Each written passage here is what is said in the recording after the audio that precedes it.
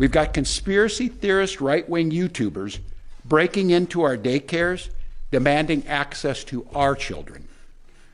We've got the President of the United States demonizing our Somali neighbors and wrongfully confiscating funds that Minnesotans rely on. It's disgusting and it's dangerous. Major breaking political news out of St. Paul, Minneapolis, Minnesota. Tim Walz will not seek re-election as governor, and what a fall from grace this has been for him. Well, Tim Walz is deciding to not run for re-election for a historic third term in Minnesota as the governor. And the reasons that he's given for why, he's not going to run, we know it's not the truth. There's been widespread, rampant fraud in the billions. And while they're trying to deny it, and while the other side is trying to bring it all out, it was a secret. They was investigating a lot of things behind the scenes, right? They was trying to clean up and cover their tracks, and the Republicans came in and just blew up the whole spot, right? He knows as more facts come out, he's not going to be able. It's going to be a smear on him. It's going to be a smear on his, his tenure as governor. So he's going to step down. He's not going to run again. He's not even going to try it, right? But he's blaming everybody else but himself. He's not holding these Somalis accountable. He's not holding the people accountable that signed off for them to get this money. It's just a fight between the right and the left. Well, good morning, everyone, and Happy New Year. Like many Minnesotans, I have to tell you, I was glad to turn the page on 2025. It was an extraordinarily difficult year for our state, and it ended on a particularly sour note. For the last several years, an organized group of criminals have sought to take advantage of this state's generosity. And even as we make progress in the fight against the fraudsters, we now see an organized group of political actors seeking to take advantage of a crisis. I don't want to mince words here. Donald Trump and his allies in Washington and in St. Paul and online want to make our state a colder, meaner place. They want to poison our people against each other by attacking our neighbors. And ultimately, they want to take away much of what makes Minnesota the best place in the country to raise a family. They've already begun trying to withhold funds that were meant to help families afford child care, and they have no intention of stopping there. Make no mistake, we should be concerned about fraud in our state government. We cannot effectively deliver programs and services if we can't earn the public's trust. That's why over the past few years, we've made systemic changes in the way we do business. We've gone to the legislature time and time again to get more tools to combat fraud. We've fired people who weren't doing their jobs. We've seen people go to jail for stealing from our state. We've cut off whole streams of funding in partnership with the federal government, where we saw widespread criminal activity. We've put new locks on the doors of our remaining programs, and we've hired a new head of program integrity to make sure that those locks can't be broken. All across this state, Minnesotans are hard at work on this problem. Advocates. Now, him deciding not to run and coming out in the way he's coming out, he's single-handedly throwing in the towel because he knows that the rabbit hole runs deep, and this thing is ugly. There's a lot of money. They're not going to be able to cover this up. Donald Trump's going to be in for another 3 years. He has a long time to really go in, send his people to do a thorough investigation and uncover a whole bunch of stuff. They're not going to be able to cover this up.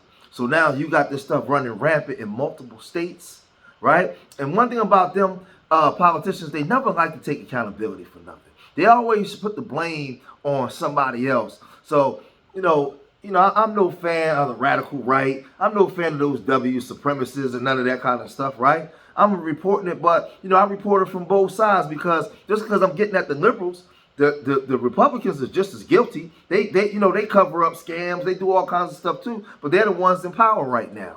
So they're covering up their dirt. When the Dems and the liberals was in power, this stuff was going on and it was being covered up. Now it's being uncovered, right? But when Trump was under fire, when they was trying to take him to court and everything, and when the Dems was in power, they was uncovering all the Republicans bullcrap. This is what they do. It's the American way, right? But there's going to be a lot of governors and senators and mayors in trouble because right now he knows he knows that they're going to have to answer for this, right? And he wasn't done. Investigators are on the front lines defending the integrity of our state's programs, and I want to give a very heartfelt thank you to all of them. There is more to do. A single taxpayer dollar wasted on fraud should be intolerable. And while there's a role to play for everyone, from the legislature to prosecutors to insurance companies to local and county government, the buck does stop with me. My administration has been taking fast, decisive action to solve this crisis. We'll win the fight against the fraudsters. But the political gamesmanship we're seeing from Republicans is only making that fight harder. We've got Republicans here in the state legislature playing hide and seek with potential. We've got conspiracy theorist right-wing YouTubers breaking into our daycares, demanding access to our children. We've got the President of the United States demonizing our Somali neighbors and wrongfully confiscating funds that Minnesotans rely on. It's disgusting and it's dangerous. Republicans are playing politics with the future of this state. It's shameful. And I've said it before, and I will continue to say it. We welcome ideas from anyone, in any party, from any walk of life, who wants to help us continue to stay ahead of these criminals. And we welcome the involvement of the federal government. I am grateful to the career professionals at the U.S. Attorney's Office and the FBI who have been helping us fight this fight for years. But I cannot abide the actions of the political leadership in Washington. These opportunists are willing to hurt our people to score cheap points. They and their allies have no intention of helping us solve this problem, and every intention of trying to profit off of it. Which brings me to this. 2026 is an election year. Election years have a way of ramping up the politics at a time when we simply can't afford more of that in Minnesota. In September, I announced that I would seek a historic third term as Minnesota's governor, and I have every confidence that if I gave it my all, we would win the race. But as I reflect on this moment with my family and my team over the holidays, I came to the conclusion that I can't give a political campaign my all. Every minute that I spend defending my own political interest would be a minute I can't spend defending the people of Minnesota against the criminals who prey on our generosity and the cynics who want to prey on our differences. So I've decided to step out of this race, and I'll let others worry about the election while I focus on the work that's in front of me for the next year. I'm passing on this race with zero sadness and zero regret. I did not run for this job to have the job. I ran for the job to do the job. Minnesota faces enormous challenges this year, and I refuse to spend a single minute doing anything other than rising to meet this moment. Minnesota has always come first and always will. That's what I believe servant leadership demands of me. As an optimist, I'll hold out some hope that my friends on the other side of the aisle will consider what servant leadership demands of them in the moment. We can work together to combat against the criminals. We can work together to rebuild the public's trust and make our state stronger. But make no mistake about it, if Republicans continue down the path of abusing power, smearing entire communities, and running their own fraudulent game at the expense of Minnesotans, I will fight back with everything that I have. So this man was a two-term governor, and now he's going out because he was going to try to get a historic third election, but now he's going out with the embarrassment of his state being swindled for billions of dollars under his watch. And the Republicans smell blood in the water. They're coming for everybody. They're coming for them seats in Minnesota government. They want everything, right? They're gonna get the mayor. They're gonna get like the state senators. They're coming for everything up there in Minnesota. So it's gonna get real ugly, and they're gonna uncover so many different things. And for him to not want to seek re-election, he knows his people done got back to him and let him know, yo, this thing the rabbit hole runs deep and it's bigger than what we thought. And this whole thing was been going on now under our watch, right? When Biden was in office and we was running the show up in these different states, things have been going crazy. But now it's in Maine, it's in Ohio, it's in Seattle, and maybe other cities, right, that we don't even know, right? So now he's trying to get out from under this and trying to get away and separate himself from this as far as he can, because it's getting crazy, right? And again, y'all remember what the Democrats did to Trump before he came in president. They was trying, he got found guilty. He got all these felonies. They was trying to send him to prison. They got him mixed up in the Epstein files, all kinds of stuff. So he's firing back at them by uncovering a lot of things, their secrets. So this is political gangbanging, political warfare. They're going to war against each other, and we just sitting here watching. I'm just reporting it, right? But Fox News is saying this. So the initial reporting suggests $1 billion has been stolen. Since then, that number's gone higher. It's higher. How high, we don't know where it ends. And there are suggestions that it could be similar in other states. Mary Catherine Ham joins us now with an initial reaction. MK, good morning to you. What do you think? Tim Walz? Well, I was reliably told that he was a great fraud fighter, and that in fact the fraud was minimal or not happening. So I'm confused about how it suddenly became a fatal blow to his campaign. And I'm actually not confused, because the fact is that the numbers were gigantic. This is perhaps unprecedented amounts of fraud, and he does have to answer for it because he was on watch the entire time. And I think it's unlikely, given the scale, that anyone who had power in the Democratic Party at this time, of which the Somali community that was engaged in this is a core constituency, didn't know about it, or at least turn a very blind eye to it. And man, the fall from VP candidate to this is quite spectacular. You have to wonder what the Minnesota Democrats are thinking, and they might be thinking this. It's reported that he met with Senator Amy Klobuchar over the weekend. And Senator Klobuchar has been trying from Washington, saying back home, you've got to get a handle on all of this. She is considering a run for governor. Perhaps they met and she let him know that he would lose in a primary to her. Yeah, I mean, look, I think she would be a better choice than Tim Walz. She seems like the kind of person who wouldn't put up with this. But again, I would say anyone who was in power in the state of Minnesota had to know that some of this was going on. Whistleblowers were being very upfront about it.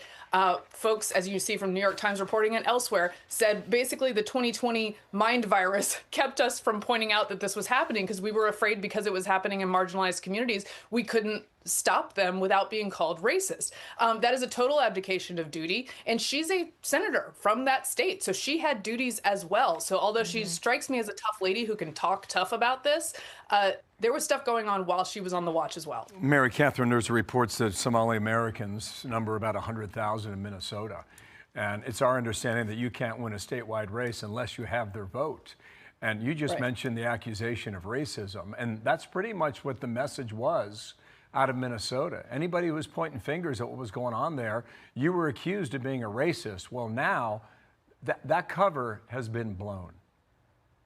Right, and some, in fact, who were accused of things either threatened to sue or sued, saying, hey, we're being discriminated against because you're noticing the fraud. But the numbers don't lie, and the numbers aren't racist, and the stats matter, and every single dollar that is not stewarded by those who are in charge of these programs is stolen from another Minnesota or federal taxpayer who could have used that dollar for honest means and for something productive instead of fraud. What I see up there is a breach of trust between the residents, the people, the citizens of Minnesota, and the government.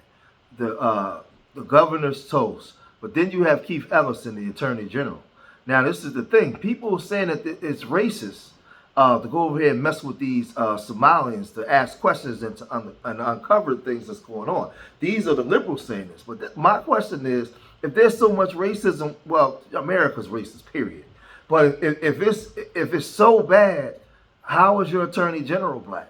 I mean, unless he was bought and sold and handpicked by those people, right, to do the job. Because up there in Minnesota, you got a black Attorney General.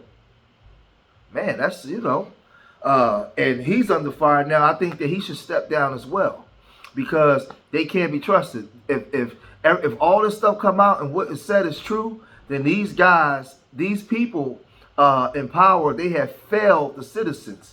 Horribly failed the citizens of Minnesota. Billions of tax dollars that could have went into programs to help people in Minnesota has been fraudulently given out to immigrants and sent overseas. They got billions of dollars overseas. Money has been allocated to people that was using it in fraudulent manner, and they was doing it right out in the open.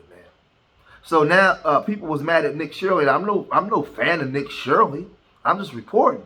But Nick Shirley went out there and did things in a couple of weeks that the Attorney General and the state police and all these other groups didn't do.